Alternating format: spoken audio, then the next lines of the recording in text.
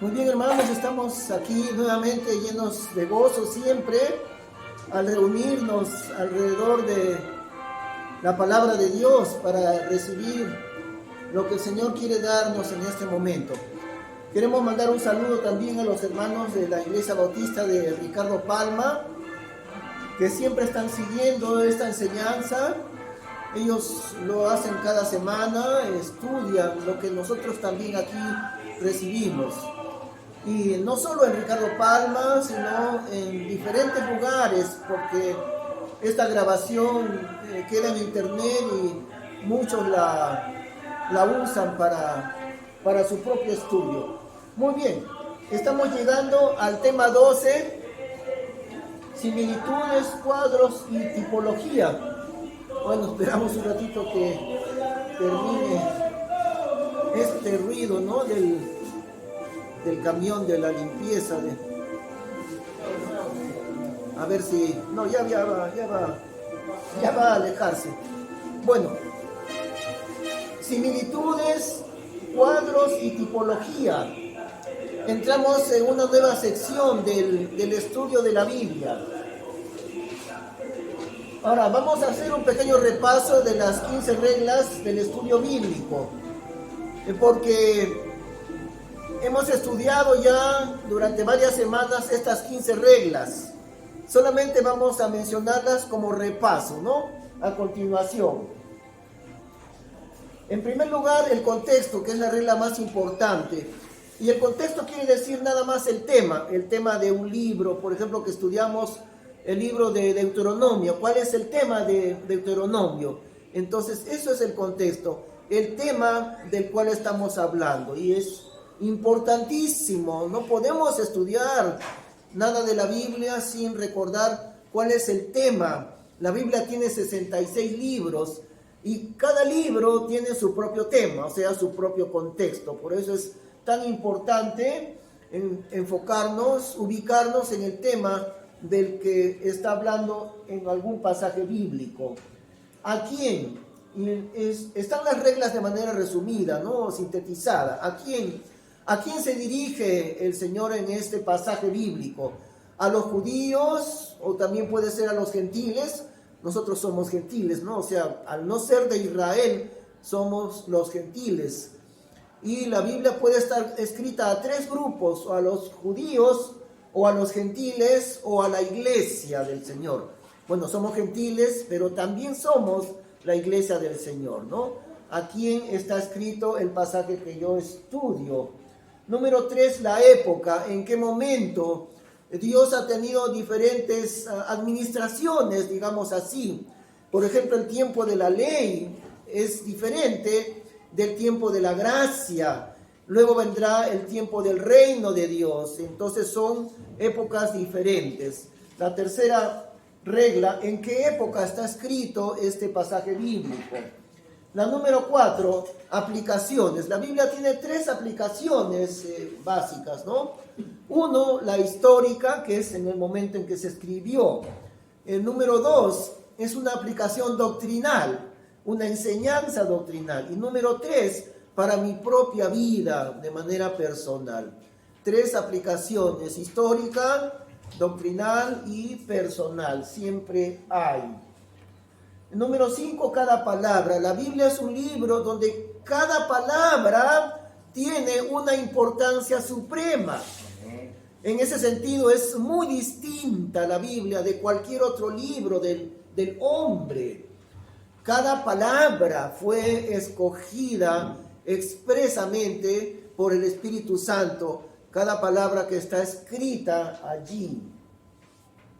Número 6, la creación. Dios ha puesto innumerables y yo diría casi infinitos ejemplos de lo que es Dios en su naturaleza divina y su naturaleza espiritual e invisible. Todo eso, las cosas que son de Dios, las llegamos a conocer por medio de la naturaleza. Y eso lo vamos a estudiar, todavía no hemos llegado en profundidad a este punto, ¿no? La creación nos habla de Dios por todos lados. Eso es lo que Dios ha hecho en su creación. Número 7, regla número 7, comparar. Comparar la escritura con la escritura. Siempre va a ser muy, muy necesario comparar. Si este pasaje bíblico nos habla, por ejemplo, del matrimonio, entonces yo busco otro pasaje que también habla del matrimonio. Es muy importante, comparando la escritura con la escritura. Número 8, primera mención. Esto también es distinto lo que hay en la Biblia de cualquier otro libro que el hombre haya escrito. La primera vez que Dios menciona algún asunto, a partir de ahí queda definido ese asunto, queda como un patrón a lo largo de toda la Biblia. Y la clave en entender cualquier aspecto bíblico siempre está la primera vez que Dios lo menciona en la Biblia. A partir de ahí hay un solo patrón definido. Número 9, literalmente. Estudiamos la Biblia de manera literal. Literal quiere decir exactamente lo que está escrito exactamente, ¿no? Diferente a lo que es simbólico, porque también pueden haber pasajes que son simbólicos, por ejemplo, las parábolas del Señor Jesús. El sembrador salió a sembrar, eso es un símbolo, ¿no? El sembrador es el que habla de la palabra de Dios, la semilla es la palabra de Dios. Entonces son pasajes simbólicos, pero si no es un pasaje simbólico, siempre la Biblia va a ser literal. El infierno que está en la Biblia, descrito muchísimas veces, no es simbólico. No son llamas simbólicas, son llamas literales, exactas. Candela es candela, eso es el infierno. Eso significa que tomamos la Biblia siempre de manera literal, tal como lo dice. Eso es también muy importante al estudiar la palabra de Dios. Número 10, actitud personal. Debo estar listo para cambiar cualquier cosa en mi vida personal. Cuando yo encuentro que la Biblia cambia lo que yo antes pensaba.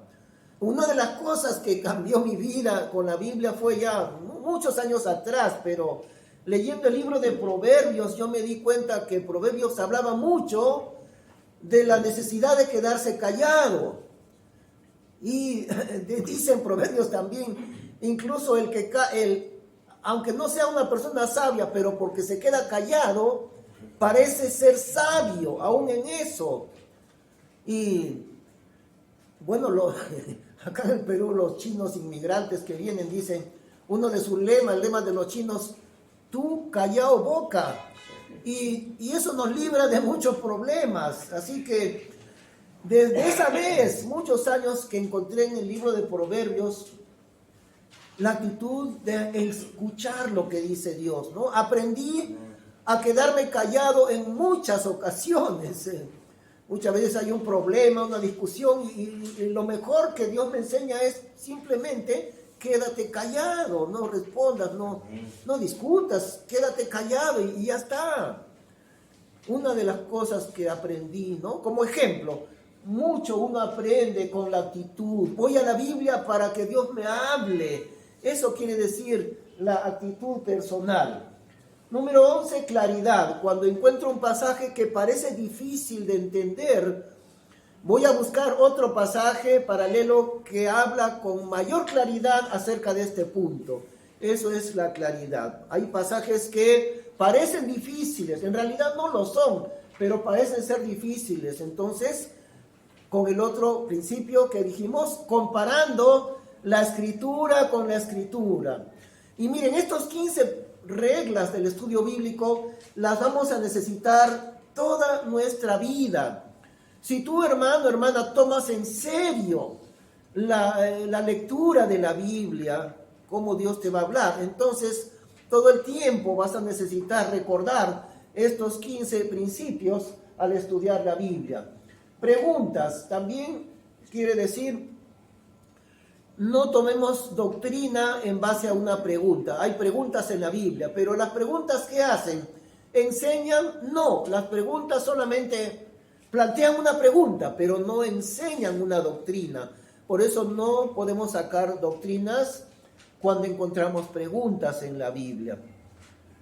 Y número 13, la confirmación. Cuando Dios nos habla algo, siempre lo va a enseñar en mínimo dos pasajes bíblicos, o 3 o 5 o muchísimo más. Por ejemplo, la deidad de Cristo, el hecho de que Cristo es Dios hecho hombre, está incontables veces, desde el inicio de la Biblia hasta el final de la Biblia.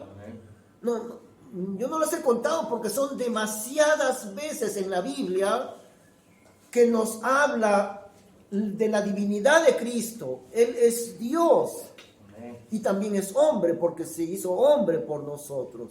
Él es ambas cosas, no es mitad Dios, es Dios completo y es hombre completo.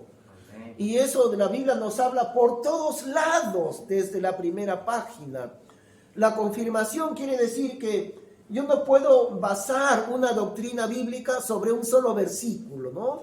Eso sería un gran error. Si Dios quiere enseñarme una doctrina, lo hará en 2 pasajes o en 3 pasajes o en muchos pasajes, pero nunca construir una doctrina sobre un solo versículo bíblico. Eso es la confirmación. Número 14, profundidad. Cuando yo no entiendo algo por ningún lado, algo de lo que está en la Biblia, tengo que pedirle a Dios sabiduría, o a veces sucede esto, que todavía yo no he madurado lo suficiente para entender lo que me está diciendo Dios.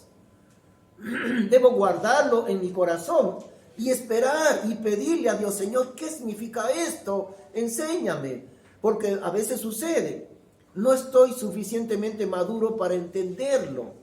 Tengo que desarrollarme más en la fe y recién entenderé, porque la Biblia es tan profunda que no alcanza una vida completa para entender toda la Biblia. Es demasiado profunda. Así es, Dios es demasiado profundo. Su palabra también lo es, ¿no? Y número 15, contradicciones. En la Biblia hay aparentes contradicciones, y si uno lo estudia con cuidado, no lo son.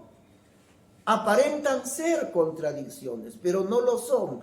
Hemos visto hace 2 o 3 domingos un ejemplo clarísimo, ¿no?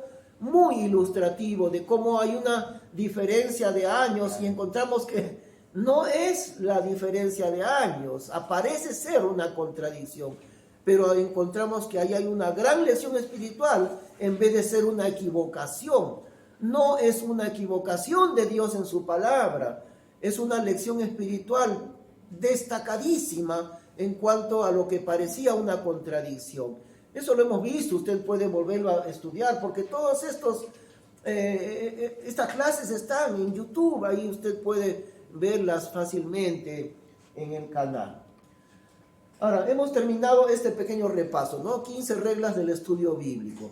Ahora sí entramos a esta segunda sección de nuestro curso, similitudes, cuadros y tipología. Poquito a poco vamos a entender qué quiere decir eso. Dios usa muchísimo la comparación. Dios usa lo que ya conocemos para darnos a entender las cosas divinas, espirituales, invisibles que pertenecen a Dios. Porque Dios es invisible. El hombre es visible, ¿no? El hombre todo lo ve por los ojos, como dice el dicho popular. Pero Dios no. El hombre todo lo ve material, pero Dios es espiritual. Amén. Y el hombre es terrenal y mortal, pero Dios es infinito, amén, es eterno. Amén. Entonces, las cosas de Dios, para que las podamos entender, Dios usa el sentido comparativo. Vamos a poner algunos ejemplos, ¿no? Tenemos el sol, que en todo el mundo produce calor y energía. La vida no podría existir en el mundo sin el sol. Además, el sol llega al mundo entero, por turno, ¿no? Porque la tierra va girando. Entonces, la Biblia dice que Cristo es el sol. Ese sol que nos alumbra allí no es para adorarlo como lo hacían nuestros antepasados los incas, sino que ese sol está representando al Señor Jesucristo, que en la Biblia se le llama el sol de justicia. El sol representa al Señor Jesucristo. Y de esa manera podemos entender mejor cómo es el Señor Jesús. Es como el sol para el mundo entero. Y cuando no está el sol, todo es oscuridad. Y cuando Cristo no está, todo es oscuridad para el hombre. Otra simbología en esta sección, ¿no? Similitudes, cuadros y tipología. La luna, por ejemplo, es la iglesia. Dios ha puesto la luna allí para simbolizar, para hacer un cuadro de nosotros que somos la iglesia del Señor. Porque la luna no tiene luz propia, sino que refleja la luz del sol. Nosotros que somos la iglesia de Cristo, nuestra luz no es de nosotros, es la luz de Cristo. Nosotros solamente reflejamos la luz de Cristo. Y hay muchos aspectos que podríamos hablar largo rato sobre el cuadro de la luna en cuanto a la iglesia. Por ejemplo, el romanticismo de la luna. Durante muchas épocas, desde la antigüedad, los hombres han visto en la luna el romanticismo de una pareja a la luz de la luna, ¿no? Los amantes, los novios, los esposos, bajo la luz de la luna. Qué cosa tan bella que es en ese sentido la luna, que es un cuadro del amor. Pero por lo mismo que la luna representa a la iglesia de Cristo, la Biblia dice que la iglesia es la esposa de Cristo. Bueno, en este momento, la novia de Cristo. Y por eso la luna representa también lo romántico del amor entre dos personas. La luna es la iglesia, que es la novia del Señor Jesús. Por eso le ha puesto Dios en ese sentido a la luna. Así que estos son dos ejemplos muy sencillos de la sección que vamos a entrar ahora en cuanto al estudio bíblico. Similitudes, cuadros y tipología. Dios usa el sentido comparativo miles de veces dentro de su palabra, comparando con cuadros y con tipología. Ahora, queremos decir algo, queremos advertirles algo, hermanos. Miren, esta sección abarca aspectos de la Biblia que son casi del todo desconocidos por la teología y por los eruditos de la Biblia actualmente. La primera persona que se sorprendió muchísimo con esto fue quien les habla. Hace un poco más de 30 años atrás que yo recibí esta enseñanza, me quedé con la boca abierta porque nunca había entendido estos aspectos de la Biblia. ¿Cuáles aspectos? Los cuadros espirituales, las similitudes, la tipología, que vamos a comenzarlos a ver ahora. Estos aspectos son casi del todo desconocidos por los teólogos el día de hoy. Y en cambio estos principios que vamos a ver ahora eran muy conocidos en el campo cristiano hace como 150 años. Eran muy conocidos, pero no ahora, ni 20 años atrás. Hace 150 años era distinto el campo de la teología y de los eruditos de la Biblia, diremos así. La razón de esto es porque la teología moderna se va apartando cada vez más de la Biblia. Esa es la razón. Ahora, se supone que los teólogos, bueno, en primer lugar, me desagrada mucho esta palabrita teología. La Biblia nunca usa la palabra teología. Es el hombre el hombre ha inventado esta palabra teología y la palabra teólogos, ¿no? Porque esa palabra conlleva un poquito de soberbia en cuanto a las cosas de Dios. Soy el gran teólogo y eso simplemente se llama soberbia, la soberbia del teólogo. Así que a mí me desagrada bastante la misma palabra teología. Se supone que los teólogos son los sabios de la Biblia, pero desconocen completamente esta sección a la que vamos a entrar, porque la teología moderna se va apartando cada vez más de la palabra de Dios.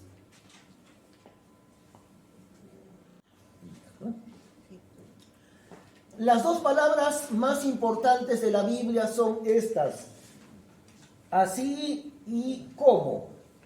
Los estudiosos hebreos, el pueblo de Israel, fueron depositarios de la Biblia para el mundo entero.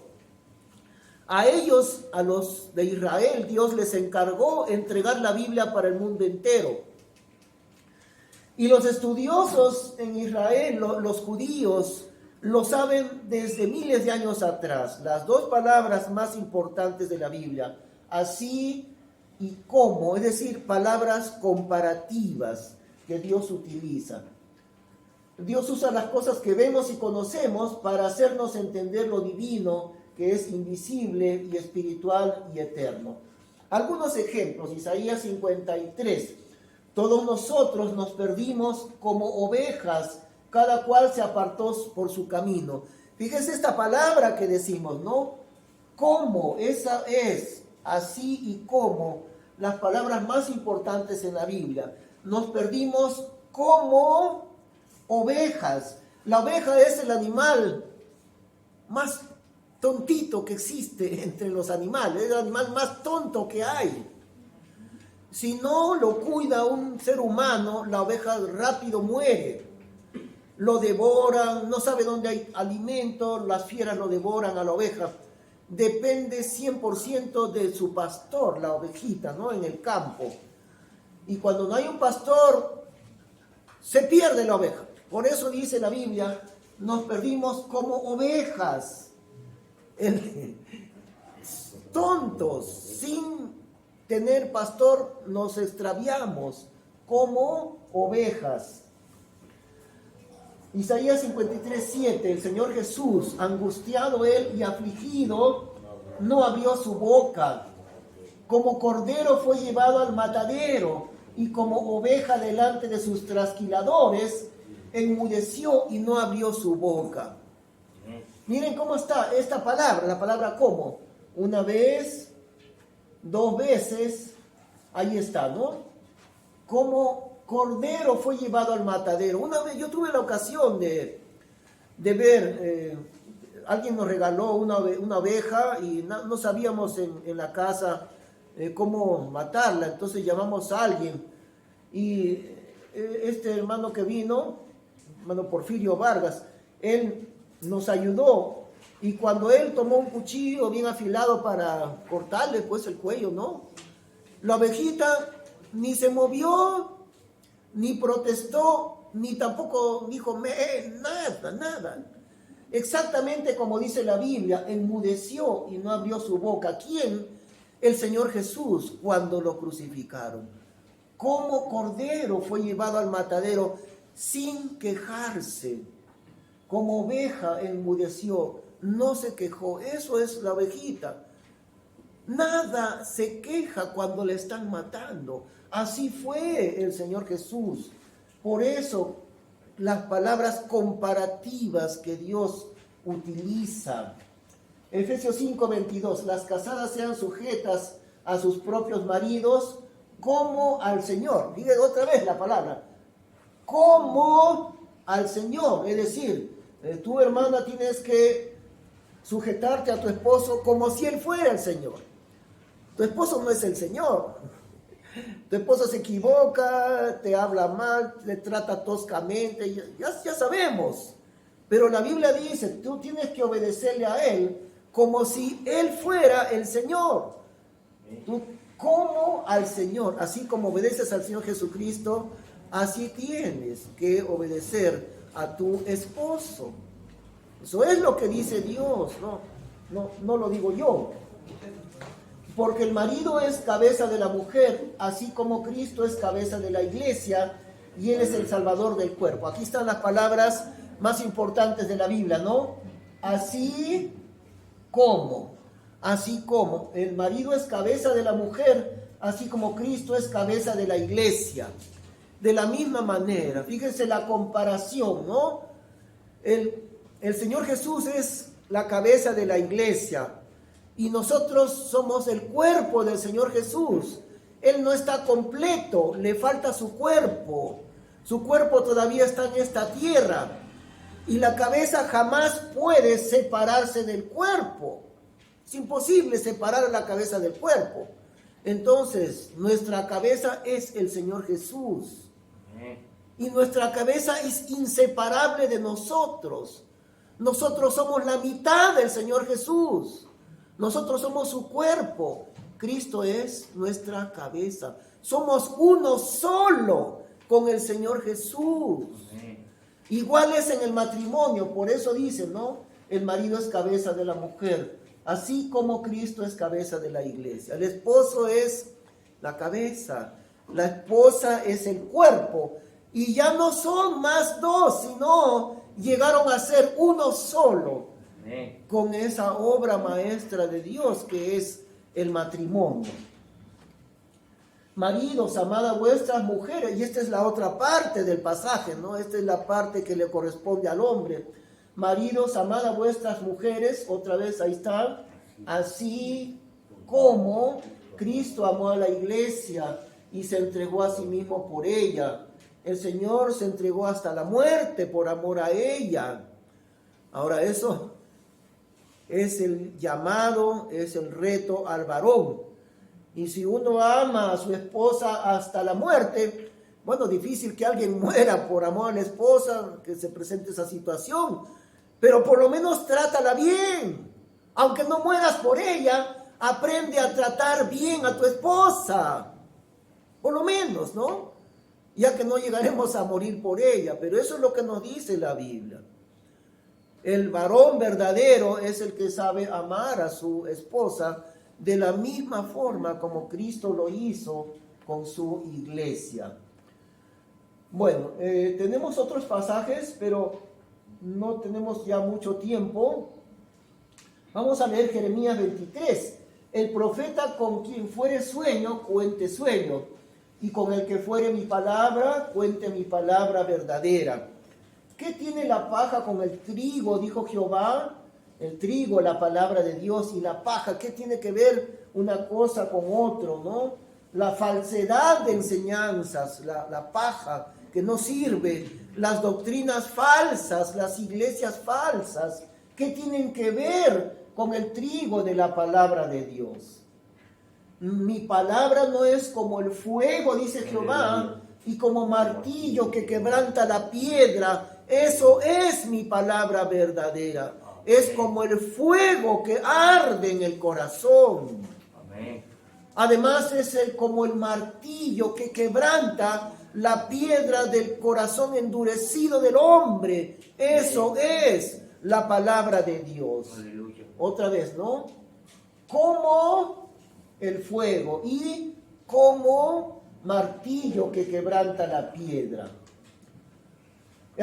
También la Biblia es en este sentido también otra vez como el alimento, Vamos a leer Ezequiel capítulo 3. Y díjome, hijo del hombre, come lo que hallares, come este rollo. Bueno, el rollo eran los libros antiguos, ¿no? Un pergamino enrollado, eso es el libro de la palabra de Dios. Come lo que hallares, come este rollo y ve y habla a la casa de Israel. Y abrí mi boca e hízome comer aquel rollo. Y díjome, hijo del hombre, haz a tu vientre que coma e hinche tus entrañas de este rollo. O sea, come este libro, cómetelo. Lógicamente está hablando de manera simbólica, ¿no? Porque no se va a comer el pergamino para su estómago, ¿no? Pero sí llena tus entrañas de este rollo que yo te doy. Y comílo, lo comí, dice el libro, es decir, la palabra de Dios la comí. Eso es lo que tú haces cuando lees la Biblia, hermano. Estás comiendo un alimento. No te estás pasando las páginas a tu estómago, pero estás comiendo. Eso dice la palabra de Dios. Y fue en mi boca dulce como miel. Muy bien, vamos a la siguiente sección. La Biblia es un libro de cuadros. Estos cuadros, los cuadros espirituales, se descubren al comparar la escritura con la escritura. Muchísimos, innumerables cuadros espirituales encontramos en la palabra de Dios. Vamos a ver solamente algunos ejemplos. En el Antiguo Testamento tenemos innumerables cuadros acerca de Cristo, acerca de la iglesia, etcétera, etcétera. El Señor Jesús dice que Moisés escribió acerca de él, aunque Moisés no menciona ni una sola vez al Señor por nombre. Bueno, los libros de Moisés, no, los 5 primeros, Génesis, Éxodo, Levítico, Número, hasta Deuteronomio, son los 5 libros de Moisés. Y el Señor dice, Moisés escribió acerca de mí, pero Moisés no menciona a Jesús ni una sola vez. Y entonces, ¿cómo es que Jesús dice que Moisés habló de Cristo? Porque son cuadros. Por todos lados están los cuadros espirituales acerca de Cristo. Vamos, ahí está, ¿no? Porque si vosotros, Juan 5:46, porque si vosotros creyeseis a Moisés, creeríais a mí, porque de mí escribió él. Primer ejemplo, el libro de Cantares es un cuadro completo de Cristo con su esposa, la iglesia. Y vamos a ver solamente unos versículos muy cortos en el libro de Cantares, capítulo 6, versículo 8. 60 son las reinas y 80 las concubinas, y las doncellas 50, o sea, sin número, ¿no? Porque usamos la versión antigua, ustedes saben, usamos la versión de 1865. Las doncellas 50, o sea, sin número. Mas una es la paloma mía, la perfecta mía. Única es a su madre, escogida a la que la engendró. Viéronla las hijas y llamaronla bienaventurada. Las reinas y las concubinas la alabaron. ¿Quién es esta que se muestra como el alba, hermosa como la luna, ilustre como el sol, espantosa como banderas de ejército? Miren cuántas veces usa Dios el sentido comparativo. Por eso los escribas judíos lo sabían hace miles de años, ¿no? Así y como, las dos palabras más importantes en la Biblia. Pero examinemos esto. Es el Señor Jesús que está hablando en el libro de Cantares. Ahora, usted lee el libro de Cantares, ahí no está ni el nombre del Señor Jesús. Son cuadros espirituales.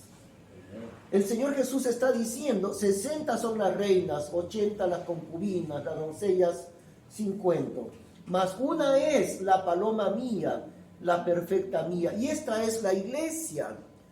El Señor está diciendo, hay muchas mujeres, las reinas, las concubinas, las doncellas, pero una sola es la paloma mía, es la iglesia, en la que mora el Espíritu Santo, la única en el que el Espíritu Santo está morando, porque en el tiempo antiguo, antes de la venida del Señor Jesús, hubieron muchos creyentes, los santos del Antiguo Testamento, pero ellos no eran morada del Espíritu Santo. Recién cuando el Espíritu Santo vino el día de Pentecostés, desde allí hasta el día de hoy, recién, ¿no? En la historia del mundo, el Espíritu Santo ha morado sobre los hombres, sobre los creyentes, la iglesia del Señor. Pero el Espíritu Santo se irá un día de este mundo en el rapto de los creyentes. Y junto con el Espíritu Santo saldrá la iglesia, saldremos nosotros. Entonces vendrán en la eternidad. Innumerables creyentes vendrán, los creyentes de la tribulación, más adelante los creyentes del milenio, del reino del Señor de 1000 años también. Y después de eso vendrán los creyentes de la eternidad. Pero ninguno de aquellos grupos es ni será como la iglesia que ha durado hasta ahora 2000 años y pico, ¿no? Es la única en la que mora el Espíritu Santo. Ahora, la paloma en la Biblia es el Espíritu Santo, ya sabemos, ¿no? La paloma representa al Espíritu Santo. Y por eso el Señor dice, una sola es la paloma mía, la iglesia, la morada del Espíritu Santo. ¿Se dan cuenta de estos cuadros maravillosos que hay en la Biblia? Única es a su madre escogida a la que le engendró. Y ahora también, este es un cuadro de la eternidad. Miremos esto. 60 las reinas, 80 las concubinas, las doncellas, sin número. Muchas mujeres. Ahora, aquí está describiendo a los santos del Antiguo Testamento, a los santos de la tribulación, a los santos del milenio, a los creyentes que vendrán en la eternidad. Muchos, innumerables, es un cuadro de ellos.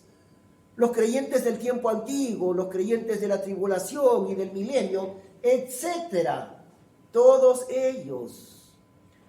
Pero una sola es la iglesia del Señor, la morada del Espíritu Santo, a quien el Señor le llama la paloma mía, la perfecta mía, la iglesia. ¿Quién es la iglesia? Nosotros. Y dice acá, y esto es un cuadro de la eternidad. Vieron las hijas y llamaronla bienaventurada. ¿A quién? A la iglesia. Las reinas y las concubinas la alabaron. Es decir, en la eternidad, los creyentes del Antiguo Testamento y de la tribulación y del milenio y de la eternidad, todos ellos le dirán a la iglesia, ¿quién como tú? ¿Quién como tú? Llamaronla bienaventurada. Las reinas y las concubinas la alabaron. A la esposa del Salvador, a la esposa de Cristo, que somos nosotros, la iglesia del Señor. ¿Se dan cuenta ese cuadro maravilloso que hay allí en el libro de Cantares? Este es un ejemplo solamente de innumerables cuadros que hay en el Antiguo Testamento. Y por eso decimos que la teología desconoce estas cosas. Eso es lo que decimos.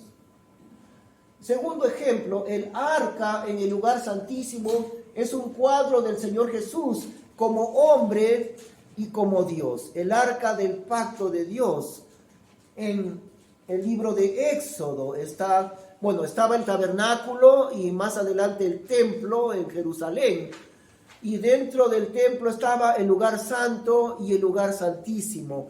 Dentro del lugar santísimo, donde nadie podía entrar porque moría si entraba al lugar santísimo, solamente el sumo sacerdote entraba una vez al año, que se llamaba el gran día de la expiación. El sumo sacerdote entraba primero purificándose con sangre de sus pecados y luego por segunda vez ofrecía sangre del sacrificio para el pecado del pueblo. Entonces recién purificándose con sangre, el sumo sacerdote entraba en el lugar santísimo, atravesaba el velo del lugar santísimo. Y no moría, dice, y no moría. Y si no moría, quiere decir que Dios había aceptado ese sacrificio de sangre, porque si no, iba a morir. Bueno, el sumo sacerdote entraba en el lugar santísimo. En este lugar santísimo estaba el arca del pacto de Dios. Vamos a leerlo en Éxodo 25. Harán también un arca de madera de cedro. la longura de ella será de 2 codos y medio, y su anchura de codo y medio, y su altura de codo y medio.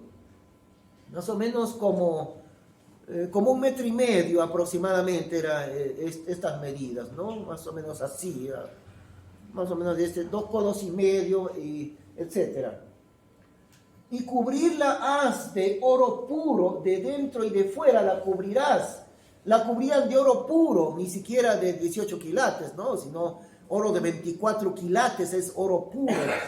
Que tenían que cubrirla. Imagínense la cantidad necesaria de oro, y el oro es carísimo. El arca estaba hecha de madera de cedro, pero tenía que ser recubierta de oro por dentro y por fuera. Y harás sobre ella una corona de oro, siempre de oro, alrededor. Y para ella harás de fundición 4 sortijas de oro, siempre de oro, que pongas a sus 4 esquinas, las 2 sortijas al un lado de ella y las otras 2 sortijas al otro lado. Harás también 2 querubines, o sea, ángeles, ¿no? 2 querubines de oro, hacerlo has de martillo a los 2 cabos de la cubierta. Esos querubines miraban hacia el propiciatorio, ángeles representados, querubines de oro, mirando hacia el lugar santísimo allí, en el arca del pacto de Dios. Y de allí me testificaré a ti y hablaré contigo de sobre la cubierta, de entre los 2 querubines que estarán sobre el arca del testimonio, todo lo que yo te mandaré para los hijos de Israel. De allí, de la presencia de Dios en el arca. Los hebreos le llamaban Shekinah. Esa palabra Shekinah significaba la presencia de Dios dentro del arca del pacto. Allí estaba el Señor Jesús estaba allí con ellos. Y en 1 Corintios lo dice, ¿no? Que el Señor Jesús iba con ellos. La presencia de Jehová estaba dentro del arca del pacto. Pero lo que estamos diciendo es esto. El arca estaba construida de madera de cedro, madera fina. Pero eso no era todo. La madera tenía que ser recubierta de oro purísimo, de oro puro. Es una representación, es un cuadro de la persona de Cristo. Madera recubierta de oro puro. Es decir, su cuerpo humano, la madera, un material frágil que fácilmente se puede destruir. Eso es el cuerpo del hombre. Fácilmente puede uno morir. Es muy frágil el cuerpo humano. La madera está representando el cuerpo humano del Señor Jesús, su naturaleza humana. Pero está recubierta de oro por dentro y por fuera. Oro puro, la naturaleza divina del Señor Jesús, oro puro. El oro representa la naturaleza divina. Así que el arca es un cuadro del Señor Jesús en su doble naturaleza, hombre y Dios, madera y oro puro. Fíjense cómo es Dios tan elocuente en estos cuadros espirituales que encontramos dentro de la palabra de Dios, ¿no? El oro, siempre el oro representa lo que es divino. Y a propósito, ya vamos a terminar mencionando también algo que no está aquí, pero uno de los elementos en el lugar santo de Dios era, en el templo, el candelabro de oro. El candelabro de oro tiene 7 brazos, y cuando uno ve documentos oficiales del Estado de Israel, siempre va a estar el candelabro de oro, un solo candelero. El pie del candelero es uno solo, pero por arriba está dividido en 7 brazos.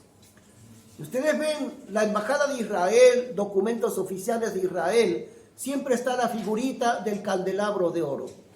Ahora, en el libro de Apocalipsis, ahí en el capítulo 1, nos muestra que el candelabro de oro representa a la iglesia local. Un solo pie del candelabro, pero 7 brazos. Una sola iglesia local no puede estar dividida, es una sola, pero 7 brazos que representan a un número de creyentes, no 7 creyentes, pero cualquier número de creyentes que haya en una iglesia, hayan 20 o 300 igual, ¿no? Una sola iglesia, un solo pie del candelabro, pero con 7 brazos. El candelabro de oro en Apocalipsis capítulo 1 lo dice, que representa a la iglesia local, no la iglesia universal, la iglesia local. ¿De qué material está hecho ese candelabro de oro, que es un cuadro de nosotros, de la iglesia? ¿De qué material? De oro. Y el oro representa la naturaleza divina. Fíjense lo que hay allí. Está diciendo el Señor que su iglesia, que los creyentes somos participantes de la naturaleza divina. Y eso va más allá de toda explicación, ¿no? Porque nosotros somos hombres, nunca vamos a ser como Dios, jamás, por supuesto. Pero el hecho de que estamos unidos a Cristo, en ese sentido, somos participantes de la naturaleza divina, en el sentido de estar unidos a Cristo, porque ya hemos visto hace un rato, ¿no? Cristo y su iglesia son inseparables. Nosotros somos el cuerpo y Cristo es la cabeza. Y el hecho de estar nosotros, que somos hombres, unidos a Cristo, que es Dios, en ese sentido, la iglesia del Señor es representada con el candelabro de oro. Y donde está el oro, está la naturaleza divina. Está diciendo que nosotros somos participantes de la naturaleza de Dios. Algo absolutamente increíble y maravilloso. Porque estamos unidos inseparablemente al Señor Jesús. Por esa razón participamos de la naturaleza divina. No porque seamos divinos nosotros, ¿no? De ninguna manera. Bueno, muy bien, hasta ahí avanzamos el día de hoy. Qué maravilloso es comprender la palabra de Dios, estudiar su palabra. Hermano, cuando tú lees la Biblia, estás comiendo. Cuando tú lees la Biblia, estás comiendo. Ahora, nadie come sin sentir el sabor, ¿no? Siempre uno llega a la hora de almorzar o de cenar, pues llega con hambre. Y cuando uno come, está disfrutando la delicia del alimento. Eso es la Biblia. Tú estás comiendo la Biblia. Y tienes que aprender a disfrutar el sabor delicioso de la palabra de Dios. Porque eso dice Dios, hemos visto, ¿no? Uno tiene que comer la palabra de Dios. Todo eso es parte de los cuadros que hay en la Biblia. Algo desconocido en el campo teológico, porque los teólogos se apartan cada vez más de la palabra de Dios. Increíble, pero eso es lo que está sucediendo. Bueno, vamos a terminar en oración. Señor, gracias por tu palabra maravillosa y lo de que en ella aprendemos, lo que de ella nos alimentamos, es tu palabra para comerla. Y ella nutre y alimenta y da crecimiento a cada uno de nosotros, Señor. Gracias por las maravillas que hay en tu palabra escrita. En el nombre del Señor Jesús. Amén. Que el Señor le bendiga.